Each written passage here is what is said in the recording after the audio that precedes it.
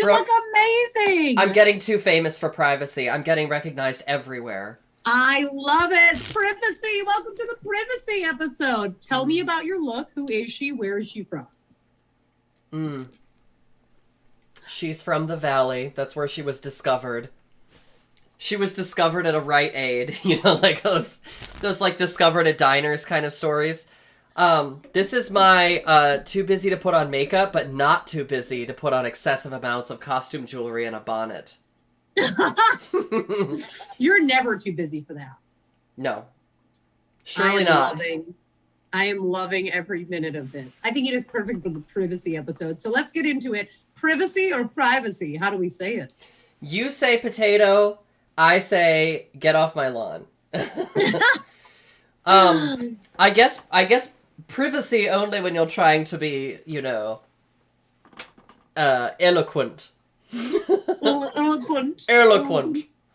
I love it, girl. And this is the privacy episode. And this is also actually another amazing milestone. It is our Diamond Jubilee. Diamond Jubilee. It's 60 episodes of covered dish. Can you believe it? Oh my God. Could you imagine such a thing? Can you imagine? I can't believe we've done 60 episodes. I also love that we celebrate like every little milestone, and I love and we will continue to do so. Oh, we have to. Girl, you want to know what I'm getting into lately? That I might celebrate with after this is ASMR divination. What the fuck is that? You know, like ASMR is when things are like really close to the microphone, like little tippy tappy sounds, little scritchy scratch, tappy drip drop sounds. So basically that's just going to be like me whispering about tarot and being like, so this next card is really significant. Oh, is that the Whore of Babylon? It is the Mother Harlot herself. We stand. We simply have no choice but to stand. She is the patron saint of covered dish. She really is. She's the patron. She truly is. She's the patron saint of me. She also does not want to focus. She's like, don't put me on your... Yeah, no, she's straight. Oh, there she is. There she is. Look at how beautiful. I love Babylon. She is the goddess of crisis, and she has been presiding over every one of my readings since 2020. Because I need a lot. As she should. The pandemic was her time to shine. She's like, what's up? I'm here. She's like, well. Seems like someone needs me now. Look who all of a sudden decided to waltz in. Mm-hmm. Oh, girl. Okay, first of all, second of all, third of all, the outfit, the Jubilee, everything. What are you drinking? Is that a gin martini or vodka? There's only one kind of martini for me, Brooke, and that's a gin martini. Oh, yes. I only drink vodka martinis. You know, girl. Swill. Absolute swill. So what do you do with the gin martini? Do you do a lemon twist? Oh no, girl. Mm-mm. It's olives. It's olives or nah. You gotta have gin. You have to have olives or it's not a martini. I am definitely a Wow. What's that horrible thing that legislators are? Like an originalist? Oh, you're an originalist. I'm an originalist. That's right. You heard it here first on the dish. Eileen Galvin is an originalist. you heard it here first, Don't folks. at me. Don't at me. Yes, she's a federalist. I love this. Oh my God. Do you think I could pass for a Republican in this outfit? Like, just incognito, like, strip them of their rights. Kill the mothers. Yes. I love that. I think it's... Oh, that line is the gift that keeps on giving. If you don't know what we're referring to, it is a anti-abortion line for the birdcage, which is obvious satire, and we are very pro-choice on this, and we are pro-abortion, depending on your language. I prefer pro-abortion. I am. So we are very pro-abortion on this, and all people deserve access to reproductive rights, and that is the inspiration for this episode. And gender-affirming healthcare, by the way, which abortions, estrogen for menopause, low T. I mean, gender-affirming care covers so much more than just trans people. So I just want to slip that little note in there. Girl, have you heard about this ridiculous, look the good we do, this ridiculous surgery that people are getting, that men are getting, specifically men, because they're short, and they're getting their calves, like they're putting implants in their calves to make their calves longer so they're taller, 3 to 5 inches. Gender affirming surgery, because tallness is a gender norm in men, and that is gender affirming. It's crazy. I had no idea such a thing was possible. And it's gone up in the pandemic, how popular it is because people were working from home so they could do the long recovery. Well, that makes sense. To which I say, work diva. You know what I mean? Right, if that's what you want to do. But that's gender-affirming surgery. Yes. Here's the thing, Brooke. Anyways. I may or may not disagree with that kind of surgery, but you know what? It is none of my goddamn business. People should be able to do that. Business. You got the money. You got the doctor. You got the recovery time. Go do it. That is 0% my business. Zero negative your business. Look at me. I don't have time to deal with that business. I've got far too much business going on over here. I have a fair amount of business myself. This outfit might be a cry for help, but you know what? It's a sexy cry for help. It's a very, you know what? It's a subtle necklace, and that's what I appreciate about you. You just don't even know. Is it a necklace? This color story. Yeah, is it a necklace? Is it a medallion? Is it a talisman? I love that this color story for me is like pink, red, black, and maroon. And like even my props. I did not plan this. Even my props are on brand, so. You are so on brand. You are so on brand. So girl, speaking of brand, what are we talking about tonight? Okay, so we're talking about privacy. I'm going to switch back and forth now that we talked about pronunciation, but like privacy is such a fraught thing because do you know that I'm a little bit of a cat? I'm like, I want you to pet me, but then I'm like, don't touch me. You know what I mean? It's kind of like that with privacy because privacy is a thing that we all need to feel safe, but it shows up in so many different situations where it's like, well, I want this to be public for me. I want this to be private for me. And we talk a lot about relationships on this program. If you're new to us, this shows up differently in so many different contexts. So tonight we're here to talk about privacy in different contexts and how you negotiate and navigate that. Any initial thoughts, girl? You know, girl, it's interesting because I think like I have a really interesting relationship with privacy because I, as a comedian, as a performer, I share my life through a comedic lens. So of course it's not all true, but it's rooted often in truth. And in my partnerships, it's been hard sometimes in past partnerships because in past relationships, it's like, hey, I want to make this joke about this. Like, I almost need permission because also you're part of it. But if I evolve it, like, I never date or partner with anyone who is less private than me. I just don't.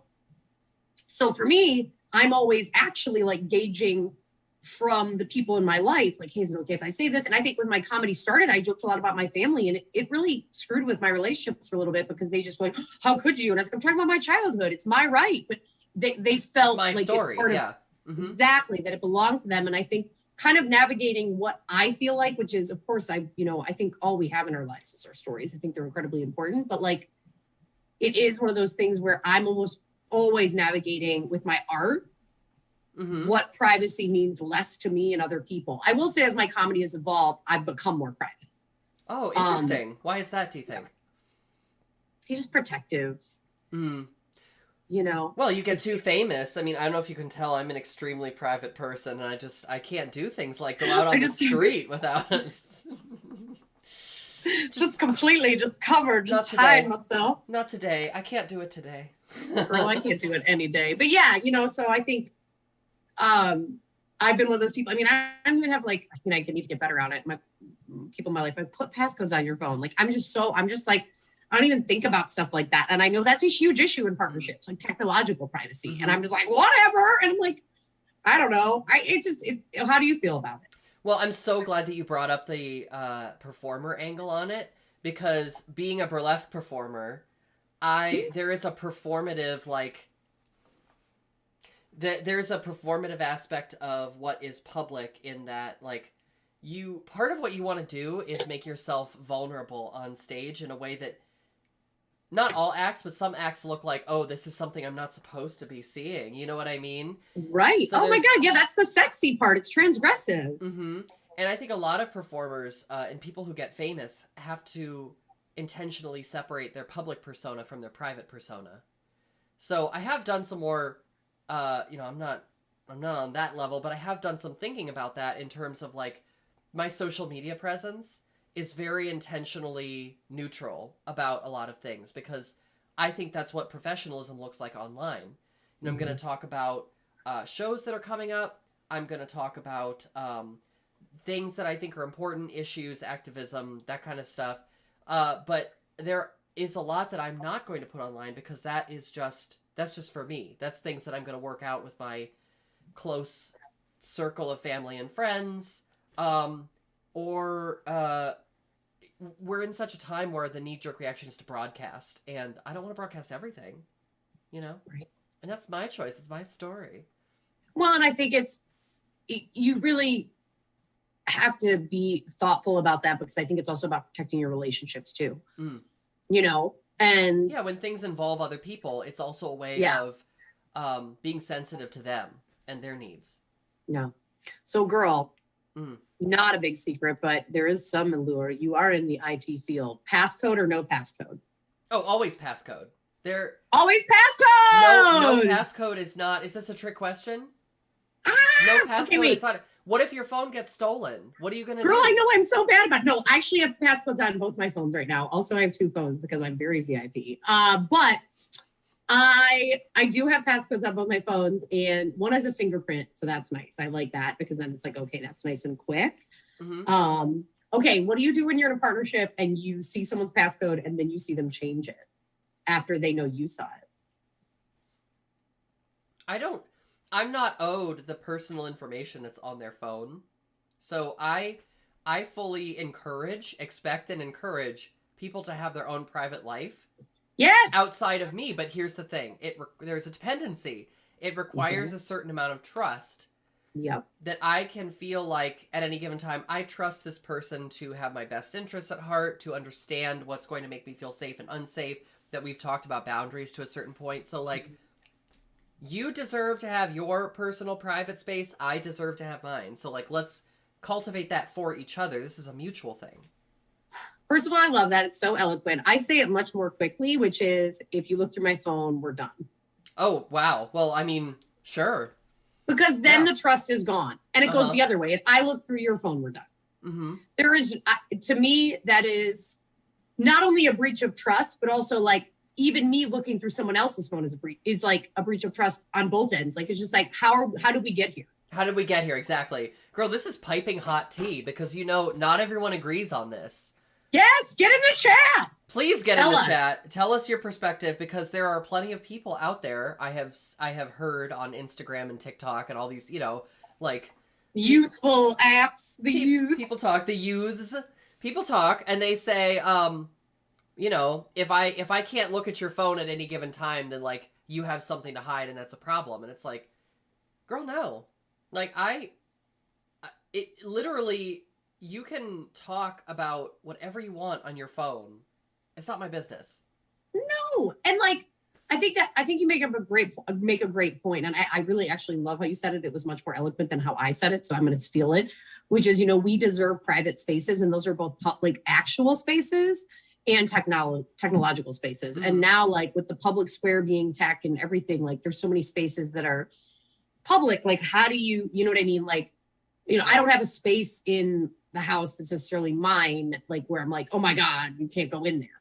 But when I have to like hide a Christmas present or something, I'm like, okay, don't go in that closet. You know what I mean? But it is like a fun. That's like a fun secret, you know, like that's not. Yeah, but I've cohabitated with people that are like, hey, this is my space, like this is my closet, right? And I need it just to be mine. I need to know you'll never go in it. And it's like, all right, like I can handle that. I was never the kid who shook the Christmas presents or looked for them. Like, I'm not the kid who, like, I don't search for that sort of thing, but I know some people they would be like, that drives me crazy. Yeah. Well, I think people are at a different place with their ability to trust. And so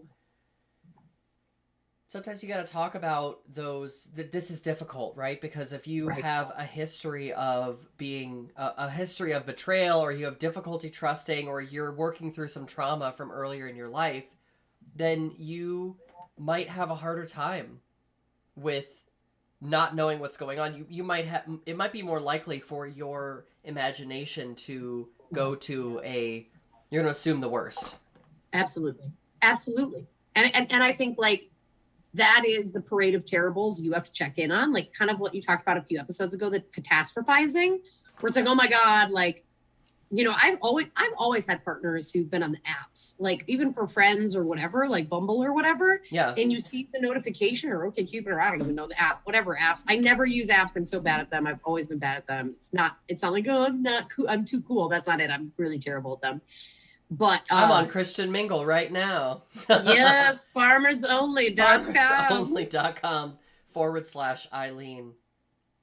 For just being Eileen. But yeah, it is. Look, tonight is. There's so many angles. There's so many like taxi. That's like it's. I would love to see you on the streets of New York with a martini and a martini glass, being like taxi.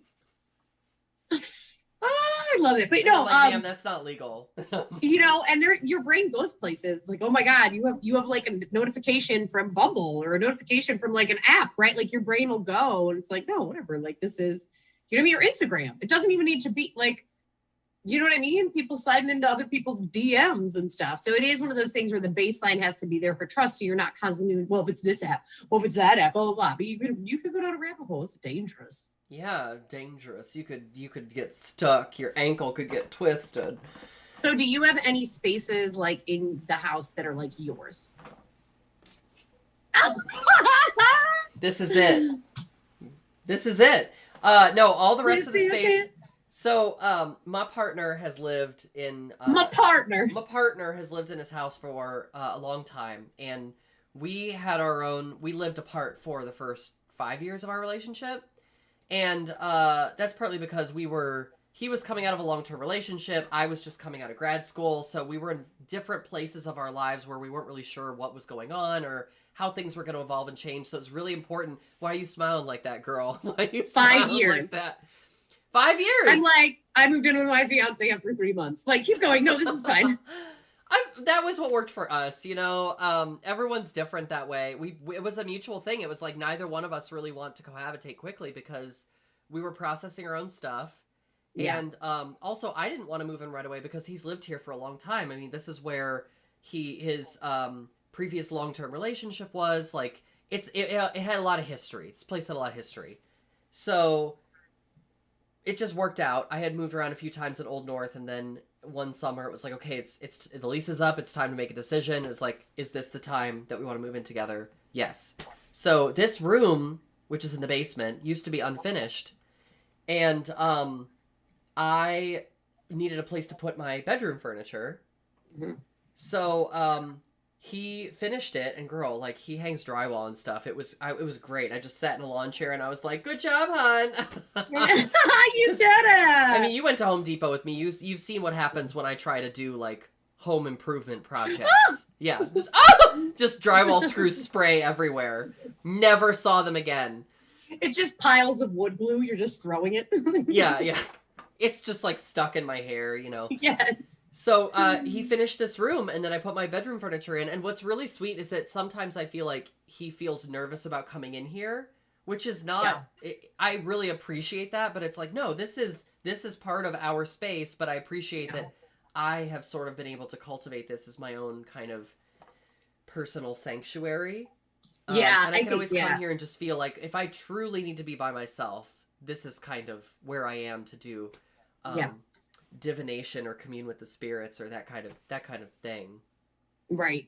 Well, and I think that's the thing is like the space is what you want, like needed and want it to be. You know what I mean? Like I think that's like I have a home office like that I'm just like that's where Penny hangs out and she has a bed. It's all my old stuff, old shit as my partner calls it, old shit. I love antiques and old stuff and you know what I mean. And I have my office and bills. Yeah. It's just kind of a centering and a grounding or whatever. And I think it's just, it's the space is what you make it. And I think the reason I love that story with you and your partner is like, also he put in this effort, right? Like, so it's like, okay, he finished a space and like, that was his effort to be like, you are, I think you in privacy, you also have to make space for people. Like you may have to move some furniture around in your heart and your brain and be like, all right, this is the space for you. You know what I mean? And, and what can you give and what can you, what do you have the capacity for? Yeah. Yeah. I think, having conversations about it is so important because personal things like that, it's easy to hold on to them and then think, no one else has to deal with this. This is just mine, right? Yeah. But you have to talk about it somewhat with your partner so that they understand what your needs are and what makes you feel like that need is being fulfilled. Because otherwise, they're just going to guess. Yeah, and that never works. No, I'm just kidding. But I think, well, speaking from experience, it doesn't work unless you talk about it and you kind of, okay, I don't have to imagine what they need. They told me. Right. Right. And I think that like even privacy when it comes to like non-monogamy, we've talked about that where it's like, you know, what do you want to know? What don't you want to know? And even that can change. It's like, oh no, I don't want to know anything. Like, just tell me what I need to know. That is too vague. What does that mean? Because I don't know what you mean. Right. So it's like, even as it evolves, like what privacy do you create? What privacy do you create with whoever? Like that's a huge piece of non-monogamy, is kind of the explicit communication about how much privacy. I would say also how much privacy you need to get what you need out of non-monogamy. So like, if you're like, hey, I need this relationship or this, you know, sexy friend or this, you know, other partner or other boyfriend or girlfriend or joyfriend. Oh, I love joyfriend. I forgot about that. Yes, you know, joyfriend, and part of what feeds me is kind of having this piece of privacy, having this piece of joy that I don't have to share because we share so much. And I think that can be really tough for partners. Yeah, it is really tough. I didn't know what to add to that. I didn't know what to add. I just was like, yeah, because like if you hook up with someone, that can mean whatever you want it to mean, and then all of a sudden their partner knows everything. It's like, it's almost like, okay, like I get that there was, right, do you even talk about that? Like, hey, is this what you're going to tell your partner? And this is what, you know what I mean? How do you have that conversation? You ask a great question. I mean, I think relationships and love and vulnerability, I'm going to say something very Brene Brown here, which is that you have to, making yourself vulnerable is about taking on the risk of being hurt, but you do that as an act of love. Like, you take off the armor.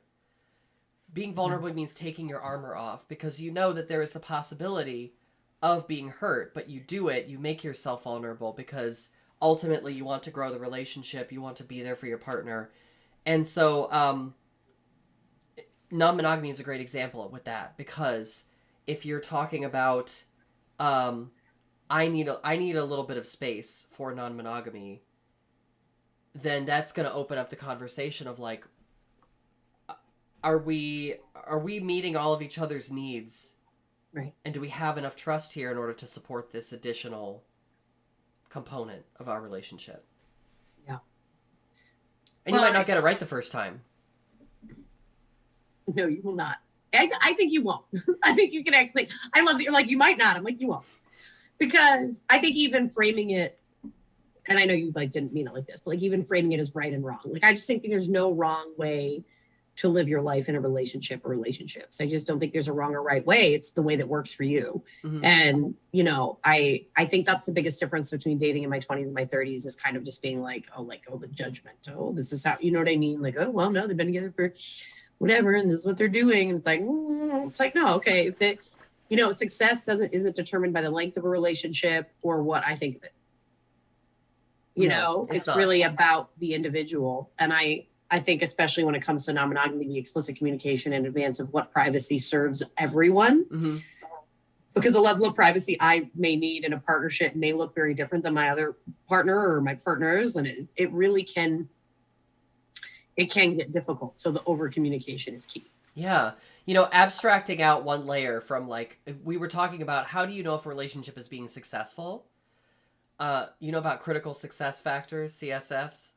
No. It's like a dumb corporate term. Anyway, you can determine if your relationship is successful if both people agree that it's successful.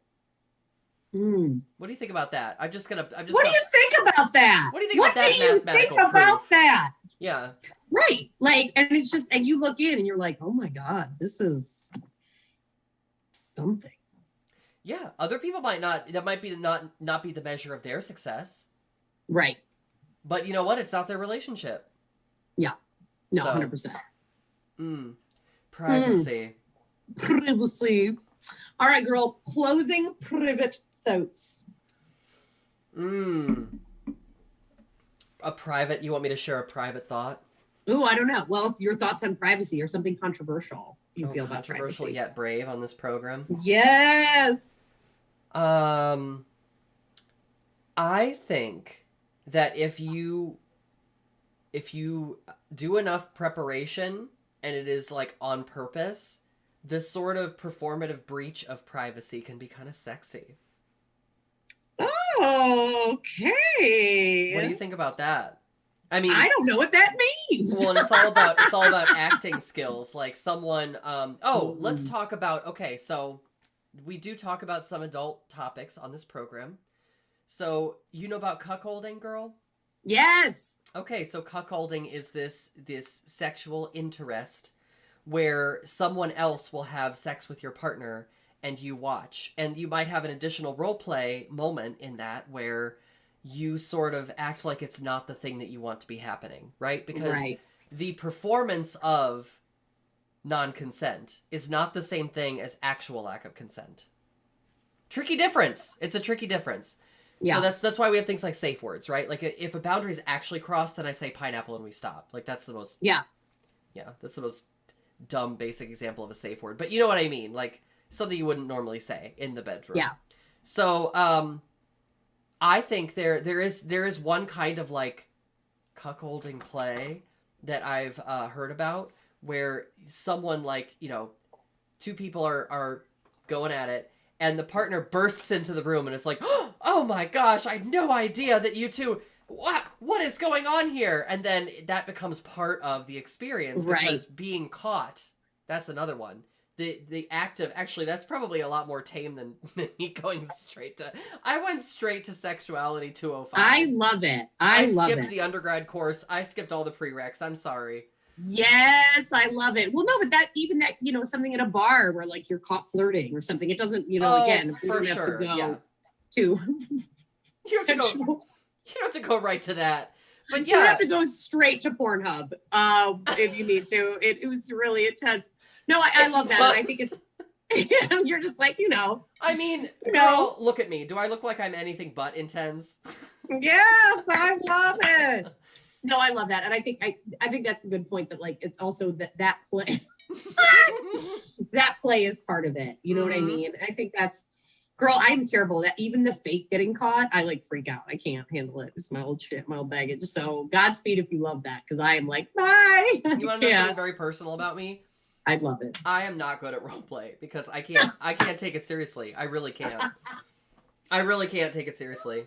Did we come up with next week's topic? Role play? Oh my god. Yes. Oh. Get in the chat. And what we're trying to say is we are professionals, you know? We are very much so professionals. And this is our Diamond Jubilee, damn it. Girl, I'm tired from slaying so hard. I'm so tired. Blessed and busy.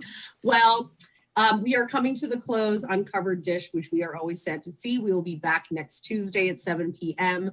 Please join us. If you have something you want us to cover, this is your chance, because otherwise it's going to be role play. And we're just going to make Eileen really uncomfortable while I tell stories, which is going to be super fun. What am I going to wear? Oh my God. I don't even know what I'm going to wear. Sexy nurse. Or sexy anything. Sexy ear of corn. Oh, that's fun. That sounds like Yandy had a sexy ear of corn costume one Halloween. It went viral and I loved it. It was so Ohio. A little off season, but yeah, it's Ohio, so it's regional. It's always in season. Always. Never not. And ladies and gentlemen and everyone in between, if you would like to see divination, divination ASMR, where I just tap on tarot cards and whisper at you, let me know. I'll make it happen. We're all gonna die. Cheers, queers. Stay safe, stay well, and we will see you next Tuesday and every Tuesday on Les Dish. All right, see you next time. Bye.